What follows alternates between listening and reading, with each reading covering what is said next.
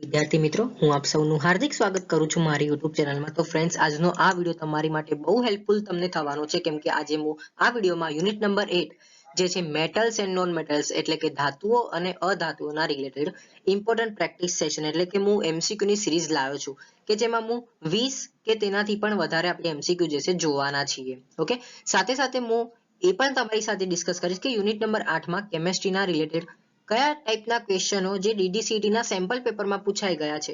તો આ વિડીયો તમારી માટે ખૂબ હેલ્પફુલ થશે. મિત્રો, બહુ મહેનત લાગે છે યાર બનાવતા અને બધું કરતા, તો પ્લીઝ આઈ હમ્બલ રિક્વેસ્ટ કે તમે તમારા મિત્રો સાથે પણ આ વિડીયો શેર કરજો અને વચ્ચે તમારું WhatsApp ગ્રુપ પણ હશે તો હમ્બલ રિક્વેસ્ટ છે કે તમે આ લિંક જે છે એ તમે તમારા WhatsApp ગ્રુપમાં પણ શેર કરો. ઓકે, તો ચલો આપણે વિડીયોમાં આગળ વધીએ. આપણને ખબર છે મિત્રો, યુનિટ નંબર 8 જે છે એનું DDCT નું માર્ક્સનું વેટેજ 6% છે. ઠીક છે, તો ચલો આપણે MCQ માં આગળ.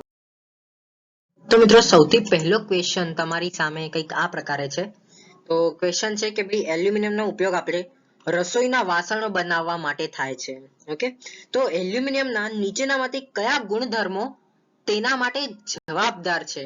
શું તેનામાં ગુડ થર્મલ કન્ડક્ટિવ એટલે કે સારી થર્મલ વાહકતા છે? શું તેનામાં ગુડ ઇલેક્ટ્રિકલ કન્ડક્ટિવિટી એટલે કે સારી વિદ્યુત વાહકતા છે? કે પછી ડી ડક્ટિલિટી એટલે કે નમ્રતા છે, બરાબર? કે પછી ચોથા નંબરનું છે હાઈ મેલ્ટિંગ પોઈન્ટ એટલે કે ઉચ્ચ ગલન બિંદુ છે. તો આનો આન્સર થશે ડી એટલે કે પહેલું અને ચોથું. એટલે કે પહેલું એટલે કે આનામાં ગુડ થર્મલ કન્ડક્ટિવિટી છે તેમજ હાઈ મેલ્ટિંગ પોઈન્ટ છે. ઓકે, ત્યાર પછી બીજા નંબરનો ક્વેશ્ચન છે કે ભાઈ પૃથ્વીના પોપડામાં સૌથી વધુ પ્રમાણમાં મળી આવતી ધાતુ કઈ છે? તો શું આયરન એટલે કે લોખંડ મળી આવે છે, એલ્યુમિનિયમ મળી આવે છે, કેલ્શિયમ મળી આવે છે કે પછી સોડિયમ? કઈ ધાતુ સૌથી વધુ મળી આવે છે? તો આમાં તમારો આન્સર થશે બી એટલે કે એલ્યુમિનિયમ. ત્યાર પછી જોઈએ the poorest conductor of heat among metal is એટલે કે મેટલમાં સૌથી પુઅરેસ્ટ કંડક્ટર હીટ માટેનું કયું છે? શું એ એટલે કે લીડ આવશે, બી મર્ક્યુરી આવશે, સી કેલ્શિયમ આવશે કે પછી ડી સોડિયમ? કયું આવશે? તો ઓબ્વિયસલી આમાં આવશે એ આન્સર એ લેડ, બરાબર. ત્યાર પછી આપણે જોઈએ ચોથા નંબરનું છે Al2O3 2 NaOH અને તમારે રિઝલ્ટન્ટમાં ફાઇન્ડ કરવાનું છે +H2O. તો મિત્રો, આ બહુ ઈઝી છે ક્વેશ્ચન. આ તમે એક પદ્ધતિ જે છે એક છે બેલેન્સ કેમિકલ ઇક્વેશન્સ. તો આમાં તમે એ વસ્તુ જોઈ શકો છો, બરાબર. તો નોર્મલ તમે બેલેન્સ કરી દો તો પણ આનો આન્સર જે છે આવી જશે. મેં તમને બેલેન્સ કઈ રીતે કરવાનું કેમિકલ ઇક્વેશન તો એના રિલેટેડ મેં લેક્ચર સિરીઝ બી બનાવેલી છે. જો તમે એ વિડીયો ના જોયો હોય તો જોઈ લેજો. ઓકે, આનો આન્સર હું ડાયરેક્ટ તમને કહી દઉં છું. આનો આન્સર આવશે સી 2NaAlO2. ઓકે, તો તમે આ વેલ્યુને અહીંયા મૂકીને બેલેન્સ કરીને જોજો, ઓબ્વિયસલી આનો આન્સર તમને મળી જ જશે. ત્યાર પછી મિત્રો, આ ક્વેશ્ચન થોડો ઇન્ટરેસ્ટિંગ છે. લખ્યું છે કે which of the following is the correct arrangement of the given metal in ascending order of their reactivity એટલે કે રિએક્ટિવિટીના સંદર્ભમાં ચડતા ક્રમમાં શું આવશે? ઝિંક, આયરન, મેગ્નેશિયમ અને સોડિયમ આપેલું છે. તો આનો આન્સર જે છે હું તમને ડાયરેક્ટ અહીંયા કહી દઉં છું. આનો આન્સર આવશે ડી એટલે કે પહેલા આવશે sodium is greater than magnesium, greater than zinc અને ગ્રેટર ધેન આયરન. જો મિત્રો, કન્ફ્યુઝ કરવા માટે ઘણા બધા ક્વેશ્ચન આપેલા છે એબીસીડી, પણ તમે આ પ્રકારે જોઈ શકો છો. આનો આન્સર થશે ડી. ઠીક છે, ત્યાર પછી 6 નંબરનો MCQ છે. Al એટલે કે એલ્યુમિનિયમને હવાના સંપર્કમાં લાવતા તેના ઉપર કોનું પડ લાગે છે? તો એમાં આપેલું છે Al3O2, બીજું આપેલું છે Al2O3, ત્રીજામાં આપેલું છે ALO અને ડી માં આપેલું છે ALN. તો આનો આન્સર થશે તમારો બી Al2O3 એટલે કે એલ્યુમિનિયમ ઓક્સાઇડ. ત્યાર પછી મિત્રો, આ ક્વેશ્ચન જે છે એ પણ બહુ ઇન્ટરેસ્ટિંગ છે. લખ્યું છે which of the following are not ionic compound એટલે કે આયનીય સંયોજન નથી. ઓકે, તો એમાં પહેલું આપેલું છે KCl એટલે કે પોટેશિયમ ક્લોરાઇડ, પછી બીજું આપેલું છે HCl એટલે કે હાઇડ્રોક્લોરિક એસિડ, ત્રીજામાં આપ્યું છે CCl4 કે જેને આપણે કાર્બન ટેટ્રા ક્લોરાઇડ કહેવામાં આવે છે, અને ચોથું છે NaCl એટલે કે સોડિયમ ક્લોરાઇડ. તો તમને આપેલું છે ABCD માં કે પહેલું અને બીજું, બીજામાં આપેલું છે બીજું અને ત્રીજું, અને ત્રીજામાં આપેલું છે ત્રીજું અને ચોથું, અને ડી માં આપેલું છે પહેલું અને ત્રીજું. તો which one is correct? તો તમારો આન્સર હોવો જોઈએ બી, એટલે કે બીજું અને ત્રીજું જે છે એ આયોનિક કમ્પાઉન્ડ નથી, એટલે કે આ HCl અને ત્રીજું છે CCl4 એટલે કે કાર્બન ટેટ્રાક્લોરાઇડ. ત્યાર પછી જોઈએ 8મા નંબરનો ક્વેશ્ચન. લખે છે કે which of the following not metal lustrous. Okay, એટલે આમાં તમને નોન મેટલ્સ આપેલી છે ABCD માં. તો નીચેનામાંથી કઈ નોન મેટલ જે છે એ ચમકદાર છે? ઓકે, તો સલ્ફર છે, કે પછી ઓક્સિજન આવશે, કે પછી નાઇટ્રોજન આવશે, કે પછી આયોડિન? તો ઓબ્વિયસલી આમાં આન્સર આવશે આયોડિન. આયોડિન એટલે કે નમક થાય છે, બરાબર. તો આપણે જે મીઠું ખાઈએ છીએ તો એક ટાઈમે એને જ્યારે આંદોલનો જ્યારે થતા હતા પહેલાના જમાનામાં, બરાબર, તો તમને યાદ હશે એક સત્યાગ્રહ માટે મીઠાનું આંદોલન થતું હતું, બરાબર. તો આપણે એને શું કહેવામાં આવતું હતું કે ભાઈ સફેદ સોનું તરીકે એને કહેવામાં આવતું હતું, બરાબર. આઈ થિંક તમને 10મામાં સામાજિક વિજ્ઞાનમાં બધું યાદ હશે. તો એના ઉપરથી તમે આવો ક્વેશ્ચન અગર DDCT માં યાદ આવે ને તો તમારે આ વસ્તુ યાદ કરી લેવાની, ઠીક છે. ત્યાર પછી જોઈએ 9 નંબરનો, એ છે which of the following is an alloy, એટલે કે નીચેનામાંથી કઈ ધાતુ એલોય છે, એટલે કે મિશ્ર ધાતુ કઈ છે? શું એ બ્રાસ છે, શું એ બ્રોન્ઝ છે, કે પછી સ્ટીલ, કે પછી ઓલ ઓફ ધ અબોવ એટલે કે ઉપર આપેલી તમામ? તો ફ્રેન્ડ્સ, જો તમે મારો YouTube ચેનલનો વિડીયો જોયો હશે તો તમને આનો આન્સર તમને આવડવો જ જોઈએ. તો આમાં આન્સર થશે ડી, એટલે કે આપેલ તમામ. એટલે કે આ બધી જે છે બ્રાસ, બ્રોન્ઝ, સ્ટીલ, બરાબર, તો એ બધી જે છે મિશ્ર ધાતુ જ છે.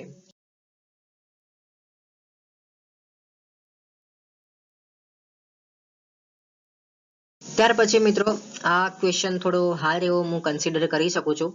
લખેલું છે કે oxide of moderately reactive metals like zinc, iron, nickel, tin, copper etcetera are reduce by using, એટલે કે આ બધી જે આપેલી છે ધાતુઓ zinc, iron, nickel, tin, copper વગેરે જેવી આ મોડરેટલી રિએક્ટિવ મેટલ્સ છે.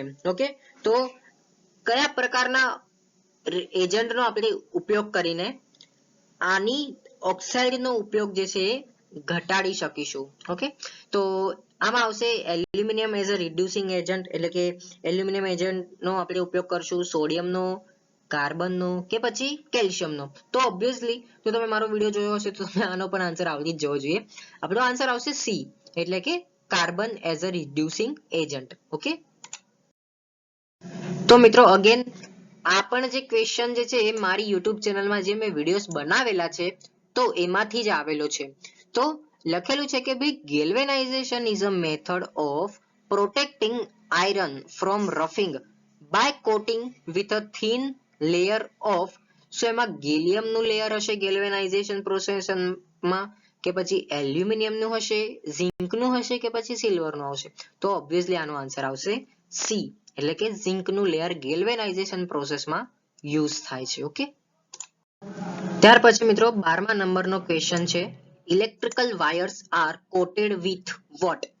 જો તમે ઇલેક્ટ્રિકલ એન્જિનિયરિંગનો કોઈ વિદ્યાર્થી મિત્ર આ જોવે છે તો તમને આનો ક્વેશ્ચન તો આવડવો જ જોઈએ. ઓકે, તો એક્ઝામ્પલમાં તમને આપેલું છે DDT, પછી આપેલું છે PVC, સી માં આપેલું છે PTFE અને ડી માં આપેલું છે PAN. ઓકે, તો ડાયરેક્ટ આનો આન્સર હું લખી દઉં છું. આન્સર આવશે બી. બી મીન્સ પોલીવિનાઇલ ક્લોરાઇડ. ઓકે, જો મિત્રો એઝ અ હું તમને રેફરન્સ તરીકે આ બધાના નામ આપું છું. ઓકે, જેમ કે DDT નું ફૂલ ફોર્મ થાય છે ડાયક્લોરો ડાયફિનાઇલ ટ્રીક્લોરોઇથેન. PVC નું જે આન્સર જે છે એ છે પોલીવિનાઇલ ક્લોરાઇડ. પછી PTFE એટલે કે પોલી ટેટ્રા ફ્લોરો ઇથેલેન, અને પાન એટલે કે પેરોક્સાઇલ એસિટિલિન નાઇટ્રેટ. બરાબર, ઇન કેસ જો DDCT માં કોઈનું ફૂલ ફોર્મ પૂછાય તો તમને સ્પેલિંગ સાથે આવડવું જોઈએ. ઓકે, તો આઈ હોપ કે તમને આવડશે. ત્યાર પછી આ બહુ ઇન્ટરેસ્ટિંગ છે મિત્રો, પૂછાઈ શકે છે મને એવું લાગે છે. ઓકે, તો ધ્યાનમાં રાખજો. which metal exist in a liquid form at a room temperature, એટલે કે રૂમ ટેમ્પરેચરે કઈ ધાતુ પ્રવાહી સ્વરૂપમાં અસ્તિત્વ ધરાવે છે? તો ઓબ્વિયસલી આનો આન્સર તમારી આંખની સમક્ષ હોવો જોઈએ, એ છે મર્ક્યુરી. ઓકે, આન્સર આવશે એ મર્ક્યુરી, એટલે કે પારો. ત્યાર પછી જોઈએ 14મા નંબરનું which form of carbon is known to be the hardest natural substance એટલે કે કાર્બનનું કયું સ્વરૂપ સૌથી સખત કુદરતી પદાર્થ તરીકે જાણીતું છે શું એમાં ગ્રેફાઇટ આવશે ડાયમંડ આવશે કોક આવશે કે પછી કાર્બન બ્લેક આવશે તો આનો આન્સર થશે બી ડાયમંડ ઓકે પછી 15મા નંબરનું અમલગમ ઇઝ એન એલોય ઓફ એટલે કે આ તમને કદાચ ક્વેશ્ચન જ તમે અત્યાર સુધી કોઈ દિવસ સાંભળ્યો નહીં હોય આ અમલગમ જે છે એ એક પ્રકારનું મેટલ છે ઓકે એમાં લખેલું છે કે ભાઈ આ અમલગમ જે છે એ કોની મિશ્ર ધાતુ છે શું એ કોપર અને ટીનની મિશ્ર ધાતુ છે શું એ પારો એટલે કે મર્ક્યુરી છે શું એ લેડ અને ટીનનું મિશ્ર ધાતુ છે કે પછી કોપર અને ઝિંકની મિશ્ર ધાતુ છે તો આમાં આન્સર આવશે તમારે મર્ક્યુરી એટલે કે મર્ક્યુરી એક પ્રકારનું અમલગમ જ છે ઠીક છે તો આ વસ્તુ ધ્યાનમાં રાખજો તમે તમારી બુકમાં એક હેડલાઇન તરીકે આને લખી રાખજો બરાબર કે જીટીસીટી માં કદાચ કન્ફ્યુઝન કરવા માટે તમને આવો ક્વેશ્ચન પણ પૂછાઈ શકે છે ત્યાર પછી જોઈએ copper objects loss there shine and form a green coating of એટલે કે તાંબાની વસ્તુઓ તેમની ચમક ગુમાવે છે અને લીલો પડ બનાવે છે કારણ આપો કેમ શું એમાં કોપર ઓક્સાઇડ હોય છે કે પછી બી કોપર હાઇડ્રોક્સાઇડ અને કોપર ઓક્સાઇડ એમાં હોય છે કે પછી સી બેઝિક કોપર કાર્બોનેટનું પડ જામી જાય છે કે પછી ડી કોપર કાર્બોનેટનું પડ જામી જાય તો કયું આવશે આમાંથી એબીસીડી માંથી તો જુઓ મિત્રો જો તમે મારી યુટ્યુબ ચેનલના વિડીયોઝ જોયા હશે ને તો એમાં મેં આ વસ્તુ તમને કીધી હતી તો તમને આમનો આન્સર આવડી જ જવો જોઈએ તો ઓબ્વિયસલી આનો આન્સર આવશે C basic copper carbonate okay ત્યાર પછી જોઈએ 17 નંબરનો એમસીક્યુ એ છે which of the following pairs will give displacement reaction એટલે કે નીચેનામાંથી કયો પેર એટલે કે કઈ જોડી એવી છે કે જે વિસ્થાપન પ્રક્રિયાઓ આપશે NaCl solution and copper metal એટલે કે sodium chloride solution and copper metal પછી આપેલું છે MgCl2 એટલે કે magnesium chloride solution and aluminium metal પછી આપેલું છે FeSO4 એટલે કે ferrous sulphate solution and silver metal કે પછી DAgNO3 એટલે કે silver nitrate solution and copper metal which one is correct friends તો obviously our answer is D AgNO3 solution and copper metal will give displacement reactions okay where AgNO3 is stands for silver nitrate તો મિત્રો full form ની સાથે તમને બધું આવડવું જોઈએ કે એકાદ તો તમને એવું DDCET માં આપશે જ કે ભાઈ આનું ફૂલ ફોર્મ મને બતાવો ABCD માં કદાચ ફૂલ ફોર્મ હશે કાં તો પછી તમને આખું નામ જ આપી દીધેલું હશે અને એવું બી કીધું હશે કે ABCD માં આનું શોર્ટ ફોર્મ એટલે કે કેમિકલ રિએક્શન્સ શું છે ઓકે તો ધ્યાનમાં રાખજો ઓકે ત્યાર પછી મિત્રો આ ક્વેશ્ચન જે છે બહુ ઇન્ટરેસ્ટિંગ છે અને ઓબ્વિયસલી જ્યારે હું આનું ચલો હું તમને સૌથી પહેલા ક્વેશ્ચન જ કહી દઉં કે આમાં શું છે તો which of the following method is suitable for preventing an iron frying pan from rusting એટલે કે લોખંડની તપેલીને કાટ લાગવાથી બચાવવા માટે નીચેનામાંથી કઈ પદ્ધતિ યોગ્ય છે તો એમાં આપેલું છે એપ્લાઇંગ ગ્રીસ એટલે કે ગ્રીસ લગાવવું પછી બી માં આપેલું છે એપ્લાઇંગ પેન્ટ એટલે કે પેન્ટ લગાવવું ઓપ્શન નંબર સી આપેલું છે applying a coating of zinc એટલે કે ઝિંકનું આવરણ લગાવવું કે પછી ડી માં ઓલ ઓફ ધ અબવ જો મિત્રો આમાં ઘણું કન્ફ્યુઝન થશે 99.99% લોકો જે છે આમાં D all of the above કરીને આગળ જવા દેશે બરાબર પણ આનો આન્સર જે થશે C applying a coating of zinc તમે ધ્યાનથી પૂર્વક જે છે આનો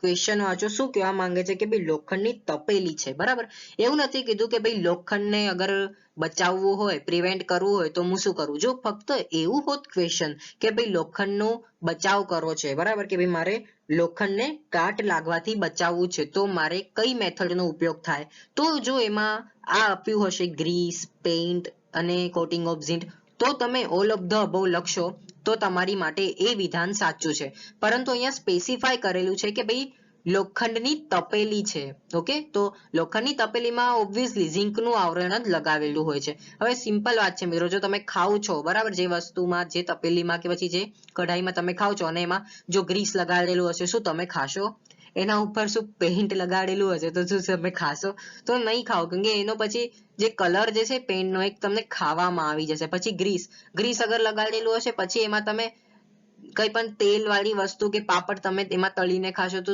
તમને મજા આવશે? તો સિમ્પલ છે, થોડું લોજિક થોડું તમે ઉમેરજો, બરાબર. આવા પ્રકારના જ ક્વેશ્ચનો પૂછાઈ શકે છે. ધેટ્સ વાય અમુક એવા ક્વેશ્ચનો જે છે મેં આમાં પીપીટીમાં પણ ઇન્ક્લુડ કર્યા છે મિત્રો. Then after 19, an element react with oxygen to give a compound with high melting point. This compound is also suitable in water. The element is likely to be, શું એ કેલ્શિયમ હશે, કાર્બન હશે, silicon હશે કે પછી iron આવશે? તો આમાં આવશે આપણો આન્સર એ કેલ્શિયમ. ઓકે, પણ ક્વેશ્ચન મિત્રો થોડો એવો ક્રિટિકલ થિંકિંગ વાળો છે, તમને આનો આન્સર પણ આવડવો જોઈએ આશા કરું છું.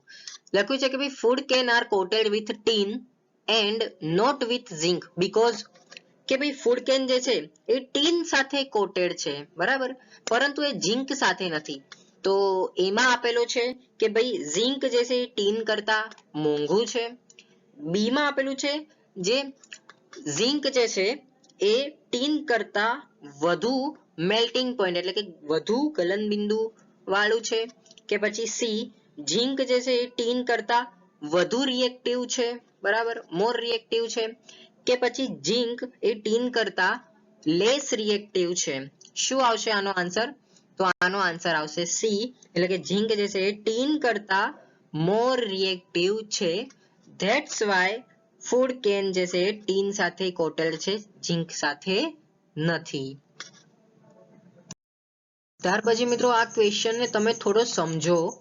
આ ક્વેશ્ચન એવું કહેવા માંગે છે કે મોટા ભાગના ધાતુ ઓક્સાઇડ એટલે કે મેટલ ઓક્સાઇડ જે છે એ પાણીમાં કેવા હોય છે?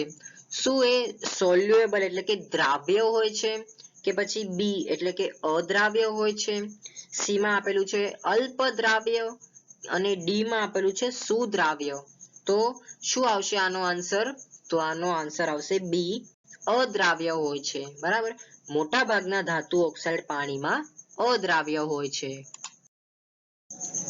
ત્યાર પછી મિત્રો આ ક્વેશ્ચન છે બહુ ઇન્ટરેસ્ટિંગ છે. લખ્યું છે which of the following statement is false, એટલે કે નીચે તમને એ બી સી ડી માં સ્ટેટમેન્ટ આપેલા છે, તો આમાંથી કયું સ્ટેટમેન્ટ જે છે એ ખોટું છે? તો તમને આપેલું છે પહેલામાં કે ભાઈ લોખંડનું ક્ષારણ જે છે એ હવા અને પાણીના સંપર્કમાં આવવાથી થાય છે. બીજું આપેલું છે કે ભાઈ ધાતુના ગલન બિંદુ અને ઉત્કલન બિંદુ નીચા હોય છે. પછી ત્રીજામાં આપેલું છે કે કાર્બોનેટ યુક્ત કાચી ધાતુને ધાતુ ઓક્સાઇડમાં રૂપાંતરણ કરવાની પ્રક્રિયાને કેલ્સિનેશન કહેવામાં આવે છે, બરાબર. ડી માં આપેલું છે કે ઓછી સક્રિય ધાતુનું તેના ક્ષારના દ્રાવણમાંથી વધુ સક્રિય ધાતુ વડે વિસ્થાપન થાય છે. તો તમને શું લાગે છે કયો આન્સર આવશે? તો આનો આન્સર આવશે બી, એટલે કે મેટલ છે low melting and boiling point. આ ખોટું છે મિત્રો, બરોબર. મિત્રો આપણે યુનિટ નંબર 8 માં જે DDCET નું સેમ્પલ ક્વેશ્ચન પેપર છે, તો એના મેં અમુક ક્વેશ્ચનો અમુક મતલબ 2 કે 3 આવી ગયેલા છે, તો એ આપણે ડિસ્કસ કરીશું. તો એમાં 38મા નંબરનો જે તમે જોશો ને એ DDCET નો આ પ્રકારના યુનિટમાંથી છે. તો એમાં આપેલું છે કે which of the following oxide of iron would be obtained on the prolonged reaction of iron with steam, એટલે કે વરાળ સાથે લોખંડની લાંબી પ્રતિક્રિયા પર નીચેનામાંથી કયો આયરન ઓક્સાઇડ મેળવવામાં આવે છે? તો એમાં આપેલું છે FeO એટલે કે ફેરસ ઓક્સાઇડ, પછી Fe2O3 એટલે કે આયરન ઓક્સાઇડ છે, પછી સી માં આપેલું છે Fe3O4, કે પછી ડી આવશે Fe2O3 અને Fe3O4. તો આમાં તમારો આન્સર થશે સી, Fe3O4. ઓકે, અગેન મિત્રો DDCET નો ક્વેશ્ચન આપણે જોઈએ. which of the following is the correct property for ionic compound, એટલે કે આયનીય સંયોજનો માટે નીચેનામાંથી કયો ગુણધર્મ કરેક્ટ છે એટલે કે કયો ગુણધર્મ સાચો છે? તો એમાં આપેલું છે low melting and boiling point, B માં આપેલું છે high melting point and low boiling point, ત્રીજામાં આપેલું છે high melting and boiling point, અને ચોથું આપ્યું છે low melting point and high boiling point. which one is correct? તો obviously answer number C, high melting and boiling point is the correct answer. Again મિત્રો બહુ એવો ઇન્ટરેસ્ટિંગ ક્વેશ્ચન જે છે DDCET ના સેમ્પલ પેપરમાં જ આપી દીધેલો છે. તો અરેન્જમેન્ટ આપેલી છે તમને કોપર, ટીન, લેડ અને મર્ક્યુરીની. તો according to the reactivity series is એટલે કે તમારે પ્રતિક્રિયા શ્રેણી અનુસાર આની ગોઠવણી કરવાની છે. તો આ પ્રકારે આપેલું છે એબીસીડી. હું બોલતો નથી, ડાયરેક્ટ હું આનો આન્સર તમને કહી દઉં છું. આનો આન્સર આવશે B, lead greater than copper, greater than mercury અને ગ્રેટર ધેન ટીન. તો